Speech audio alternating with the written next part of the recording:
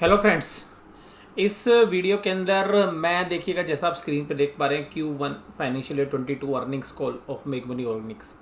तो इस earning calls को जो है हम सुनेंगे, और हालांकि हम इसको पूरी नहीं सुनेंगे लेकिन इसके मेन पॉइंट्स को हम सुनेंगे, और उसके बाद मैं आपके साथ इसके ऊपर एनालिसिस करूंगा कि मैनेजमेंट ने जो बोला उसके बारे में मेरी क्या प्रतिक्रिया है या मेरी क्या राय है।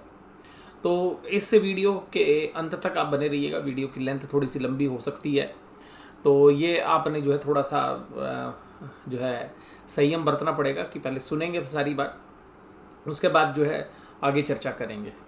तो हम जो है इसको स्टार्ट करते हैं, तो करते हैं start. To earnings call on Make Money Organics Limited.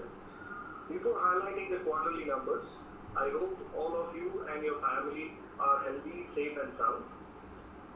Despite multiple headwinds, we are pleased to announce that the company has reported a robust performance in terms of both revenues and profitability during the quarter.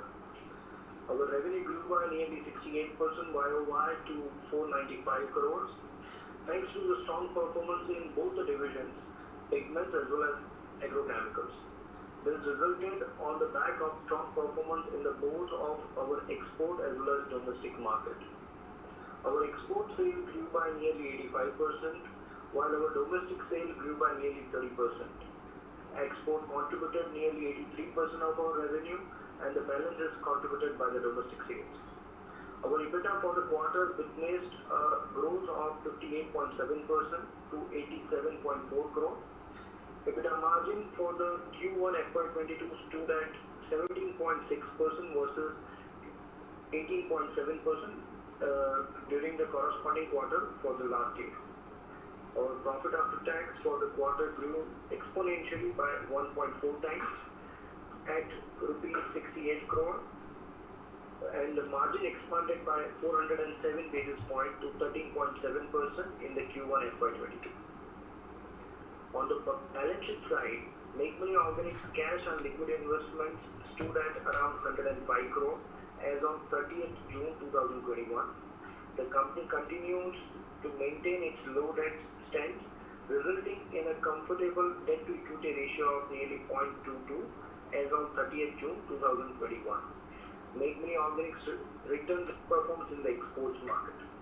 Of export sale for the quarter is 75% in the Q1 FY22, vis-a-vis 54% in the Q1 in the last year, thanks to improvement in the realization during the Q1 of FY22.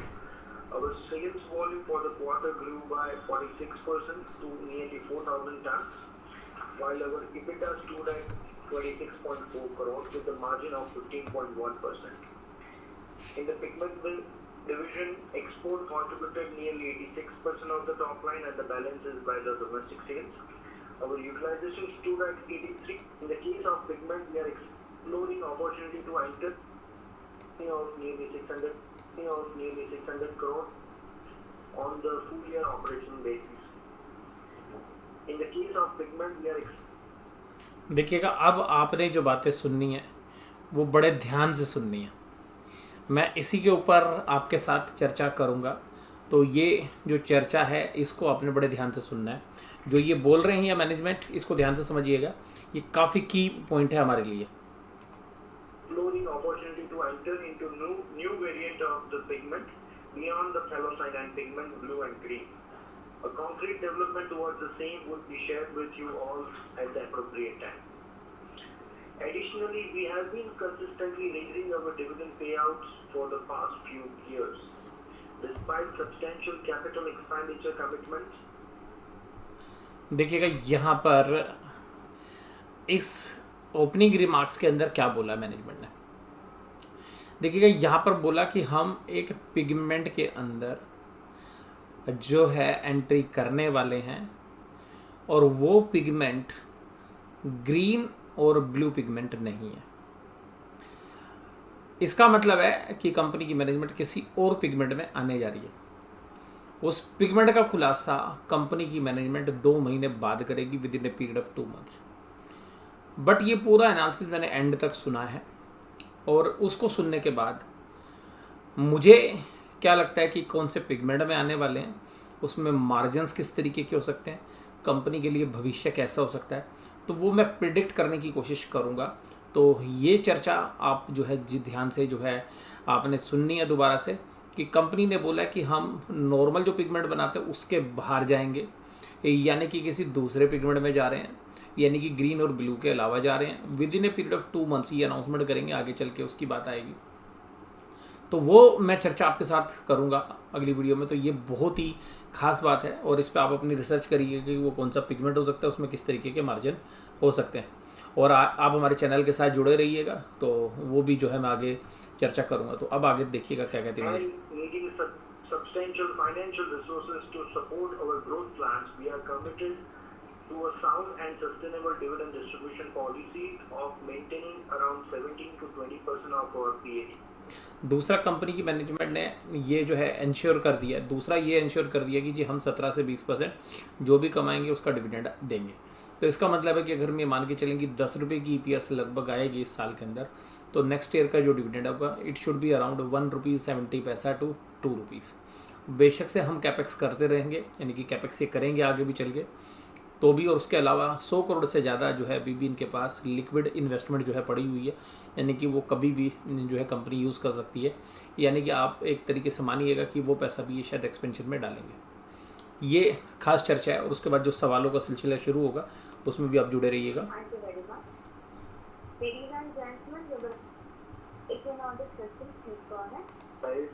And now about your capex plan as well, is everything on track? Sure.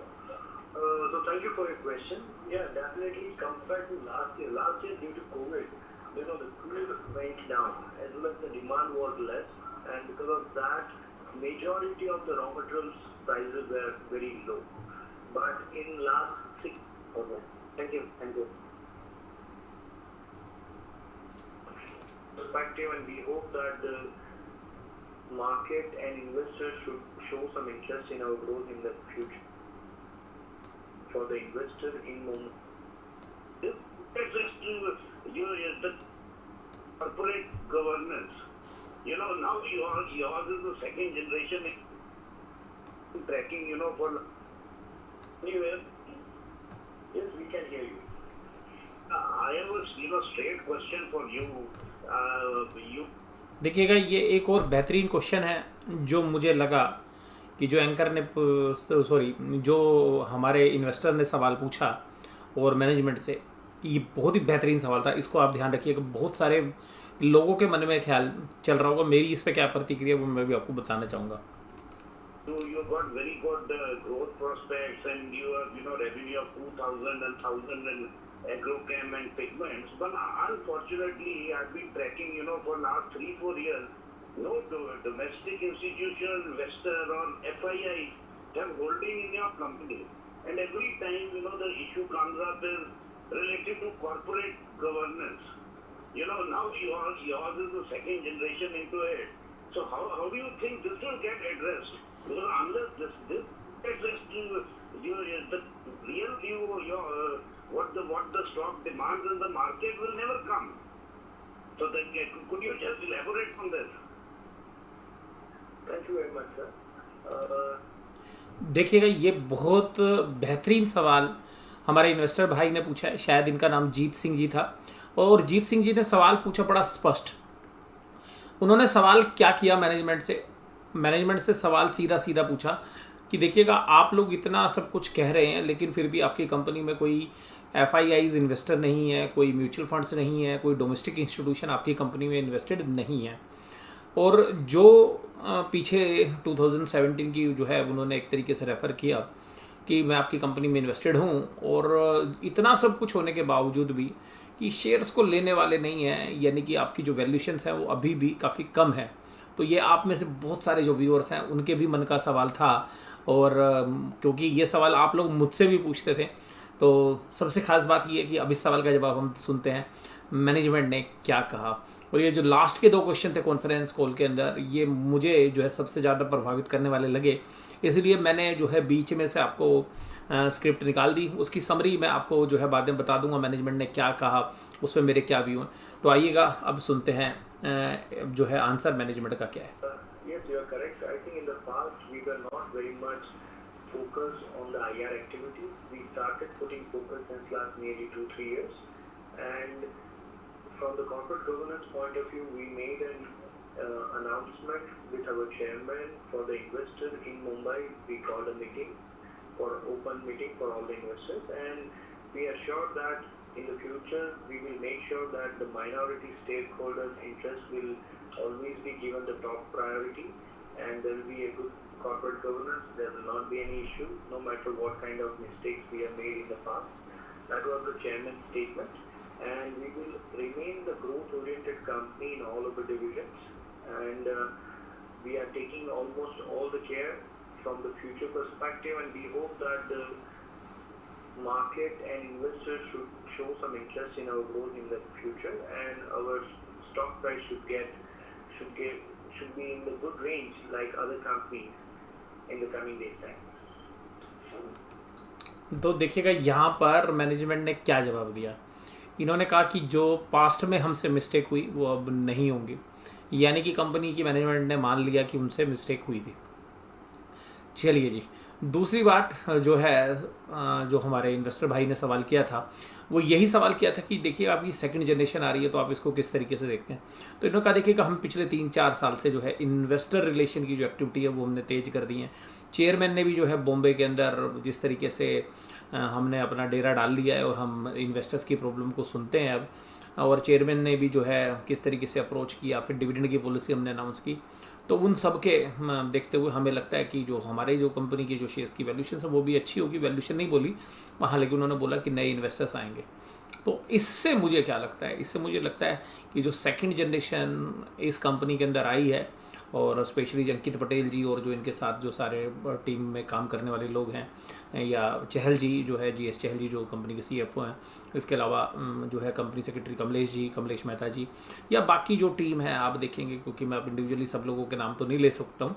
तो इस तरीके के हैं जो आप vision देखेंगे इन लोगों का, तो ये काफ़ी मतलब बोल्ड तरीके से जो है काम कर रहे हैं, और कंपनी अपनी जो सारी चीज़ें हैं वो केवल अब अपने आप तक सीमित नहीं रख रही है, आप लोगों के साथ भी शेयर कर रही है। तो मुझे यहाँ पे अंकित पटेल जी की बात में जो है थोड़ा दम तो लगता है, और हालांकि मैं तो बहुत पहले से इन्वेस्टेड हूँ, तो मुझे लगता है कि ये जो सवाल था ये हमारे सभी के मन का था। अब देखिएगा इस पर हम विश्वास करें या ना करें, ये तो हम सब के ऊपर व्यक्तिगत रूप से निर्भर करता है कि आप उनकी बात को कितनी तरजीह देते हैं या नहीं देते हैं, क्योंकि किसी के ऊपर भी ऐसा नहीं है कि यकीन करना, तो देखिएगा एक पर्सनल जजमेंट है आपका कि आप उस पर यकीन करें या ना करें। बट जहाँ तक मेरा सवाल है, मुझे लगता है कि जो है अभी भी हमें वैल्यूएशन वाइज भी, और जिस तरीके से डिविडेंड इन्होंने बढ़ाया है, जिस तरीके से पीछे भी कॉन्फ्रेंस कॉल में जो इन्होंने बातें की हैं, मुझे यहाँ पे कॉन्फिडेंस नज़र आ रहा है। ये मेरे व्यू हैं, आप देखिएगा अपने स्पष्ट और अपने व्यक्तिगत जो है मत रख सकते हैं, और वो आप कमेंट बॉक्स में मुझे बताइएगा भी। और ये देखिएगा लास्ट क्वेश्चन जो कपूर जी ने पूछा है, ये काफ़ी बेहतरीन सवाल है, और इस सवाल के बाद मैं आपको चर्चा करूँगा किसी दूसरी वीडियो के अंदर कि वो कौन सा प्रोडक्ट हो सकता है जो अब इस सवाल के अंदर जो है कपूर जी सवाल पूछ रहे हैं। हालांकि कपूर जी को जीत सर से पहले सवाल पूछना था, लेकिन उनकी लाइन कनेक्ट नहीं हुई थी। तो अब देखिएगा सवाल क्या है, सवाल को ध्यान से सुनिएगा, मैं सवाल भी बताऊंगा, आंसर भी जो है बताऊंगा आपके साथ, फिर अपनी राय भी मैं आपके साथ शेयर करूँगा। Yeah, okay. Thanks a lot. All the best to you. Thank you. Thank you. Ladies and gentlemen, to ask a question, please press star and one now. The next question is from the line of Ankit Kapoor, an individual investor. अंकित कपूर जी ने सवाल पूछा है, अंकित कपूर जी ने। Hello, am I audible? Yes, we can hear you. Sir, first of all, congratulations for the fantastic Q1 results. Thank you. I have two questions. One is related to the pigment division.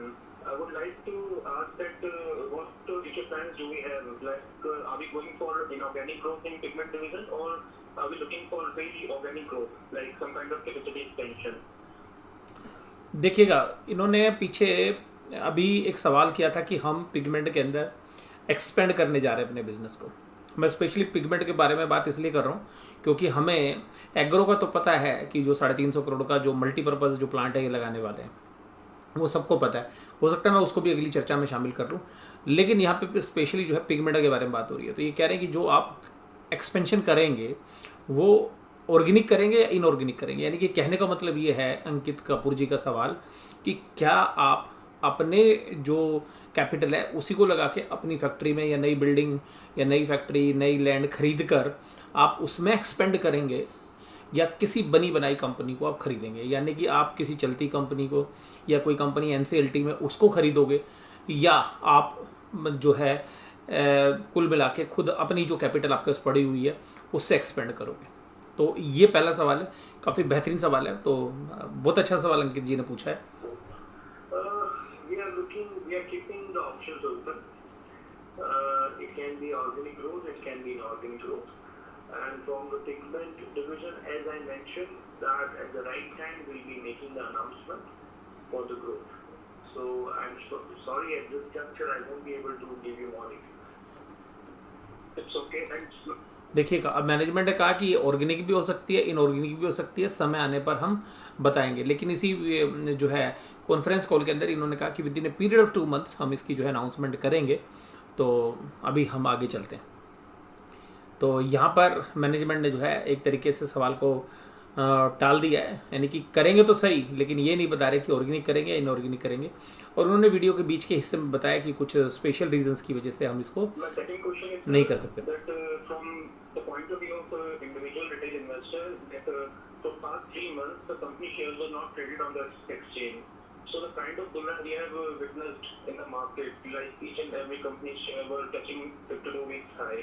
So don't you think we deserve a special dividend? Other than that annual dividend, we deserve a special dividend for the individual investor. I think your suggestion will take it to the board. But as you know that at the same time we are doing a lot of capex, we are in the growth plan. So, but we'll take your advice and we'll take it to the board. Thank you. देखिएगा जी, अब ये जो इन्होंने सवाल किया कि आप जो है हमारा जो शेयर है 3 महीने तक डीलिस्ट रहा और 3 महीने में जो बाकी कंपनियां थी इस सेम सेगमेंट के अंदर वो 52 वीक्स के हाई को टच करती थी। तो आपको लगता नहीं कि जो है हम जो शेयर होल्डर्स हैं उनको एक स्पेशल डिविडेंड के साथ आपको कंपनसेट करना चाहिए? बहुत ही बढ़िया सवाल, एक हर इन्वेस्टर को जो है इससे जो है सरोकार होना चाहिए। तो यहाँ पर मैनेजमेंट ने कहा देखिएगा जी, हम इसके बारे में जो है मैनेजमेंट से बोलेंगे लेकिन हम काफ़ी कैपेक्स करेंगे। तो कैपेक्स के लिए शायद एडिशनल डिविडेंड उपलब्ध ना हो। हालांकि बोर्ड ऑफ डायरेक्टर्स को ये रेफ़र कर देंगे, हालांकि बोर्ड में जो हो जिनकी अहम भूमिका वो आपसे बात कर रहे थे, बट फिर भी क्योंकि बोर्ड ऑफ डायरेक्टर्स का एक पूरी कॉर्पोरेट बॉडी फंक्शन है तो वो हम ये नहीं बोल सकते कि एक व्यक्ति के ऊपर निर्भर करता है। लेकिन इससे इशारा साफ मिल गया कि स्पेशल डिविडेंड नहीं आने वाला है, ये इनकी बॉडी लैंग्वेज से मुझे जो आभास हुआ। लेकिन इस पूरे कॉन्फ्रेंस कॉल को मैंने ध्यान से सुना और इसका सुनने के बाद जो मेरे को चीज़ें समझ में आई कि ये कंपनी एक ऐसे पिगमेंट के ऊपर 350 करोड़ का एक्सपेंशन करने जा रही है जो with in a period of 2 months announce होगा, जिसके अंदर मार्जिन्स काफ़ी बेहतरीन होंगे। वो प्रोडक्ट ऐसा होगा जो कि इंपोर्ट सब्स्टिट्यूशन है, यानी कि आज की डेट में इंडिया में वो माल दूसरी कंट्री से इंपोर्ट होता है, यानी कि इंपोर्ट करते हो आप उसको इंपोर्ट करते हो और इंडिया के अंदर वो प्रोडक्ट बहुत ही कम मात्रा में बनाया जाता है, यानी कि ना के बराबर है। तो इसका मतलब है कि उसके ऊपर मार्जिन्स भी बहुत होंगे। अमाउंट ऑफ एक्सपेंशन 350 करोड़ है और वो एक ऐसा प्रोडक्ट है जो ब्लू और ग्रीन पिगमेंट नहीं है। इसका मतलब है कि कुछ बढ़िया होने वाला है और मैंने इसके ऊपर अपनी कुछ रिसर्च वर्क की है और इस रिसर्च वर्क के बाद जो प्रोडक्ट मुझे समझ में आया है उसके जो मार्जिन्स हैं या वो प्रोडक्ट किस तरीके से हो सकता है, उसका क्या विज़न हो सकता है, वो मैं आपके साथ जो है आपके साथ शेयर करूँगा। तो वो वीडियो मैं आपके साथ अल्फ़ा मेंबर्स के साथ जो है शेयर करने जा रहा हूँ। तो वो 1 से 2 दिन के अंदर, या हो सकता है कि आज अगर रात तक जो है कंप्लीट हो पाई मेरी स्टडी तो मैं आज भी आपको वो शेयर कर सकता हूँ। तो ये चर्चा देखिएगा यहीं पे समाप्त करते हैं। तो इस पूरी कॉन्फ्रेंस कॉल का क्या आपने सुनना था वो आपने ध्यान से सुना। आप देखिएगा ये यूट्यूब के ऊपर है ये कॉन्फ्रेंस कॉल, तो आप उसको पूरा सुन सकते हैं। तो इस पे मेरा क्या रैशनल है ये मैंने आपके साथ डिस्कस किया। तो ये सारी चीज़ें कंपनी ने बता दी। मैं फिर भी आपको बता दूं कि कंपनी कह रही है कि with in a period of 2 years हम जो है अपना पूरा एग्रो के अंदर जो है एक कैपेक्स कर लेंगे और उसके बाद जो है हमारी पूरी कंपनी की जो 2000 करोड़ की जो है हमारी सेल्स जो है वो एग्रो केमिकल से आएगी। 1000 करोड़ जो है हम पिगमेंट से करेंगे और पिगमेंट के अंदर 350 करोड़ का हम एक्सपेंशन कर रहे हैं और जो एक्सपेंशन कर रहे हैं वो एक ऐसे पिगमेंट के अंदर कर रहे हैं जो कि अभी हम नहीं बना रहे हैं। ऐसा पिगमेंट है जिसकी आज की डेट में इंडिया में फुल इंपोर्ट होता है। ऐसे प्रोडक्ट को हम बनाएंगे जिसकी बहुत अच्छी डिमांड है, और कंपनी के वर्डिंग से मुझे ऐसा बात हुआ कि जहाँ पे नेट प्रॉफिट मार्जिन से भी 10% से ज़्यादा होगा शायद, क्योंकि जिस तरीके से मैनेजमेंट बात कर रही है और इतने बड़े अमाउंट यानी कि 350 करोड़ रुपए का पिगमेंट में एक्सपेंशन कर रही है, यानी कि जितनी अभी कंपनी खुद है पिगमेंट की उसका आधा 50% और ग्रो करने की बात कर रहे हैं। तो इसका मतलब तो यही है कि कोई ऐसा पिगमेंट है जिसमें मज़ेदार प्रॉफिट है। तो ये जो है मेरी ऑब्जर्वेशन थी, और पूरा का पूरा आप जो है कॉन्फ्रेंस कॉल को सुन सकते हैं। और हालांकि एक्स्ट्रा डिविडेंड की जो है इन्होंने कोई कॉन्फिडेंस नहीं दिया। इसके अलावा इन्होंने कहा कि हम अपने कॉर्पोरेट गवर्नेंस को इम्प्रूव कर रहे हैं, और आगे जब भी देखिएगा इसके अंदर म्यूचुअल फंड्स या FIIs इन्वेस्टर्स अगर इसमें आते हैं तो शायद फिर एक प्रॉफिट में अच्छा खासा जंप हमें देखने के लिए मिल सकता है। और उसके बाद प्रॉफिट में मैं शेयर्स के प्रॉफिट की बात कर रहा हूँ। और इसके अलावा जो दूसरी बात है कि यहाँ पर एक जो चर्चा मैं आपके साथ करना चाह रहा था कि इसके ऊपर अभी तो सर्किट लग रहा है, तो हमें तो कोई टेंशन है नहीं, और हम अपने शेयर्स की पार वैल्यू पर तो आ ही गए हैं।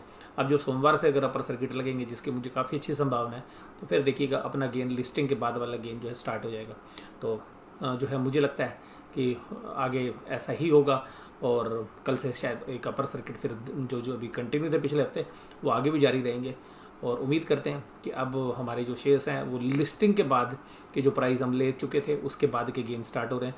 दोनों शेयर्स पर मैं अभी होल्ड किए हुए हूँ, और जो है मैंने जैसे भी अल्फा मेंबर्स के साथ जिस दिन भी ये शेयर लिस्ट हुआ था तो सेम व्यू उनके साथ भी रखा था, और मैंने कहा था कि नीचे के प्राइस जो है आपको मिल रहे हैं तो make money organics as well as make money fine cam दोनों खरीदने के जो है मौके देता है।